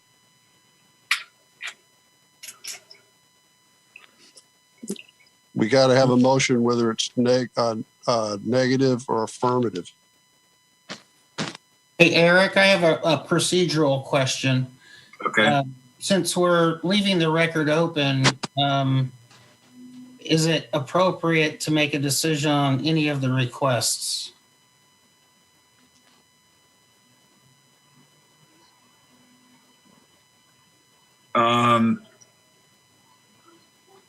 The purpose of leaving the record open is for the variance. Is that correct? Not necessarily. I think that there's been enough. If you want to leave the record open and continue the hearing out to another date for all the items, that would be what we would have to do. Well, I just want to leave the record open to submit additional documentation. It doesn't have to be another hearing, but the thought is, I think that there's some unanswered questions here, and that maybe we can answer those questions. And procedurally, I think that we can leave the record open for 48 hours, and then after that, the testimony from either the applicant, proponents or opponents is closed, and then the planning commission can then therefore make a proper decision. Procedurally, to leave the record open for 48 hours would be to continue the hearing to a future time and date certain in the future. Well, I don't want to be argumentative, but that's I've been doing this for 40 years, and you can leave the record open for 6 hours or 6 weeks. So it's up to the planning commission to determine, how they want to proceed. We just thought we could provide you with some additional information that would make it more streamlined in a decision. Well, the planning commission won't meet again for 2 weeks. So it would at least have to be postponed that long. Okay. I think that's a good idea. Yeah. So let's plan on that. Okay, do I hear? Well, that date is, I'm sorry, Mr. Chair, go ahead. Oh, go ahead, Jeff. I was just going to say, do we know that date's available? I think we're okay on that date. As a procedural item, I'd say that we would be closing the public hearing, and this would then be basically whatever the applicant has submitted in addition to this, and we would be meeting as a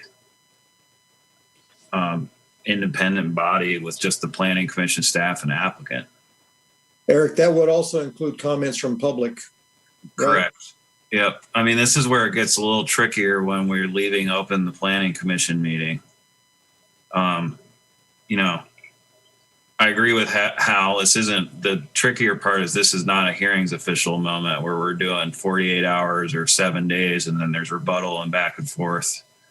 It sounds like it's just going to be the applicant submitting additional information to build their case. My concern with this is that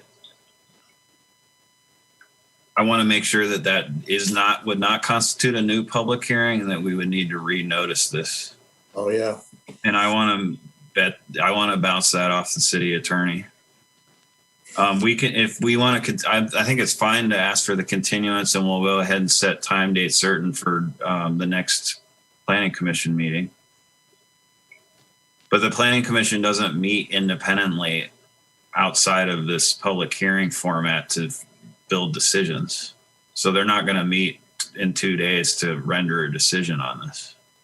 Understood. Yeah, it's just, I mean, I get where you're coming from, but we're really holding the record open for however many days you need to give us information, and then we'll close it and then reconvene for the next public hearing date. I think that's acceptable to us. Yes. Okay. Yeah. Shouldn't any additional information be made available to the public as part of the hearing process? I mean, haven't we closed the public part of the hearing already? Yes. Yes, we did. That doesn't seem straight to me. I agree with Commissioner Hutchinson. Yeah. I do too. Well, I just want to be on the record is that we did mention the not the continuance, but leaving the record open before it was closed. And so please respect that. So. I don't think you did before it was closed. This is Commissioner Boatwright. Another thing is that this has to go before the council. So all of our votes are literally a recommendation, and they could vote otherwise. So my suggestion is to at least vote to go ahead and hold a vote on the amendments to the comprehensive plan and the map.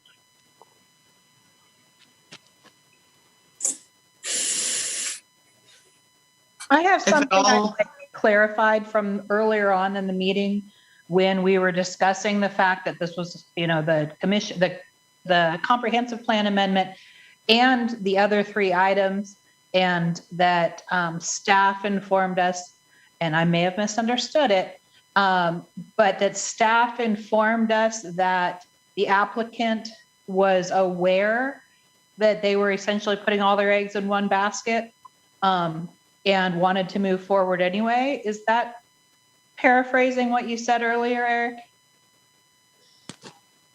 Yes, generally. We had talked about this in the pre-application conference. And I think the prior iteration of this, it was also, don't remember the specifics on that one, but it was anytime we get, I'll say this generally too, anytime we get type 3 and 4 applications being moved together as one group, we tell the applicant that you're accepting additional risk as part of your project. Right. Just a kind of blanket statement. Okay, and they've also had the normal amount of time to get everything to you. I'm sure you guys have had conversation back and forth regarding the questions you had and that staff had, and that the ongoing situation with, the variance and everything else, and that you didn't have enough information. So that's not new at this juncture, that there was not, that there was additional questions regarding, the minimal amount for to require the variance, correct? I had a completeness review window with them, and I did tell them that we didn't believe there was enough information in what was submitted. And then there was a resubmittal, and that's when we deemed the application complete. As acting chair, we're going to go ahead and vote on these things, these four motions. So do I have a motion one way or the other for the first one, the comprehensive plan map amendment, CPA 21-01? Has to be a negative or affirmative, one way or the other. This is Commissioner Hebe. I will make a motion not to change the zoning of CPA 21-01 and leave it residential 1. Thank you, Commissioner Hebe. Do I hear a second? Second. This is Commissioner Mills. Thank you, Commissioner Mills. All in favor of that motion, please say aye. Aye. Aye. Any opposed? Nay. Who was that? Commissioner Hutchinson. Okay, thank you, Commissioner Hutchinson. All right, now on the City Council Zone Map Amendment, Hemmering's ZC 21-01. Do I have a motion on that? Commissioner Hebe? I'm getting my acronyms mixed up. You're doing great.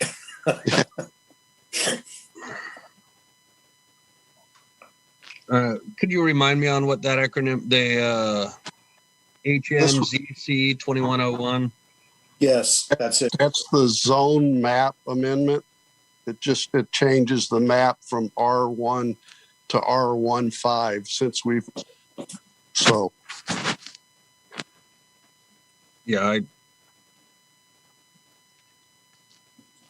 Yeah, I'll make a Eric, can you put motion. that slide back up that lists them all to make it a little easier? Yeah, that would be helpful.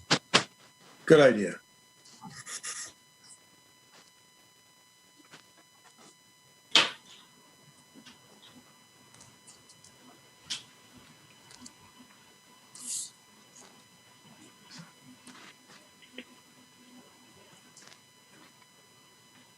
There you go. Yeah, I'll make a motion to deny the ZC 21-01 movement. Yeah. Thank you. Do I hear a second? Commissioner Mills, second. All in favor of the motion? Aye, please. Aye. Aye. All opposed? Nay. Commissioner Hutchison, was that you? Yes, sir. Okay, thank you. Okay, now on a request to approve a subdivision of the 3.17 acre property into 20 separate legal lots with associated public and private improvements, Hemmering SUB 21-02. Yeah, I'll make a motion to deny sub 21-02 also. Commissioner Mills, a second. Do I make a motion to accept the motion or a vote for the acceptance of the motion? Aye. Aye. Opposed?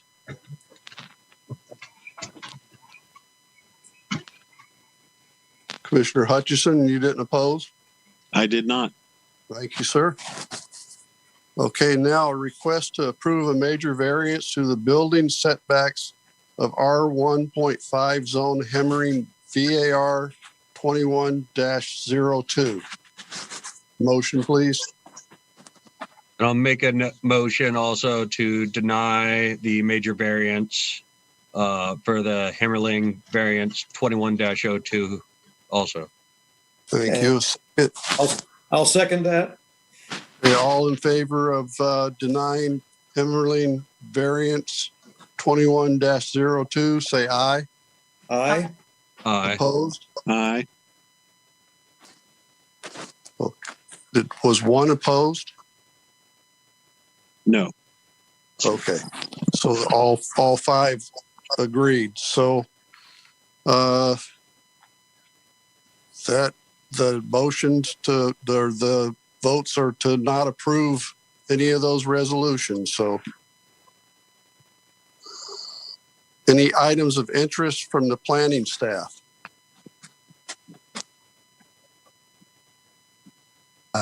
Commissioner Boatwright, this is Don Hardy. Just a few items for that to keep you updated. We're working with the Department of Land Conservation and Development. There's a number of trainings that we're going through with them on House Bill 2003. And there's a possibility and that's the housing needs assessment. There's a possibility that there may be funding that DLCD will be providing to the city as part of that or in-kind services for that. More to come, and we'll be able to report back hopefully next hearing with you guys. Okay, thanks a lot for that. Items or interest of guidance from anybody in the Planning Commission? No? Do I hear a motion for adjournment? I move to adjourn. Can I interject really quick? This is Eric again. Sure. I'm going to need to write written findings up, and my understanding of John Savory is not feeling well, so I'm going to need to get those to you, Larry, soon here. Just wanted to make you aware of that. So I'll be contacting you so I can get those written findings out so we can have them. I'll be out of town till Thursday afternoon, but I'll be looking for a text or an email Thursday afternoon, and I can go in and sign those for you. Okay, thanks. If you have them by then. Yeah, I will. All righty. Thank you. Do I have a second on adjournment? Second. All in favor, say aye. Aye. Anybody? Aye. Anybody opposed? All right, guys, we'll see you later. Thank you. Thanks.